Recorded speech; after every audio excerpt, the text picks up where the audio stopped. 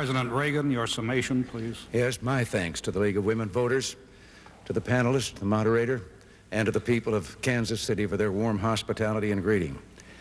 I think the American people tonight have much to be grateful for. An economic recovery that has become expansion, freedom, and most of all, we are at peace. I am grateful for the chance to reaffirm my commitment to reduce nuclear weapons and one day to eliminate them entirely. The question before you comes down to this. Do you want to see America return to the policies of weakness of the last 4 years? Or do we want to go forward marching together as a nation of strength and that's going to continue to be strong?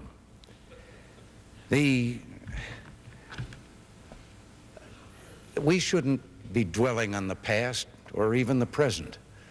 The meaning of this election is the future and whether we're going to grow and provide the jobs and the opportunities for all Americans and that they need. Several years ago, I was given an assignment to write a letter. It was to go into a time capsule and would be read in 100 years when that time capsule was opened. I remember driving down the California coast. One day my mind was full of what I was going to put in that letter about the problems and the issues that confront us in our time and what we did about them.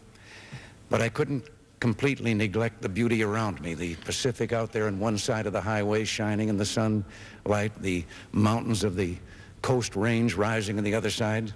And I found myself wondering what it would be like for someone, wondering if someone 100 years from now would be driving down that highway and if they would see the same thing. And with that thought, I realized what a job I had with that letter. I would be writing a letter to people who know everything there is to know about us. We know nothing about them. They would know all about our problems. They would know how we solved them and whether our solution was beneficial to them down through the years or whether it hurt them.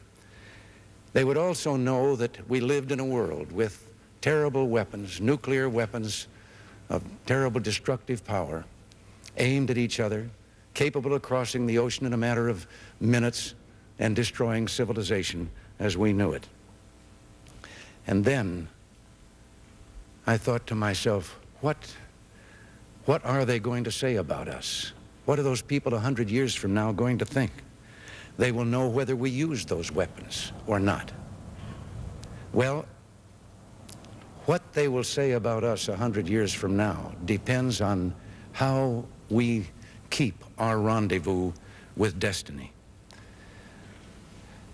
Will we do the things that we know must be done and know that one day down in history, 100 years or perhaps before, someone will say, thank God for those people back in the 1980s, for preserving our freedom, for saving for us this blessed planet called Earth with all its grandeur and its beauty.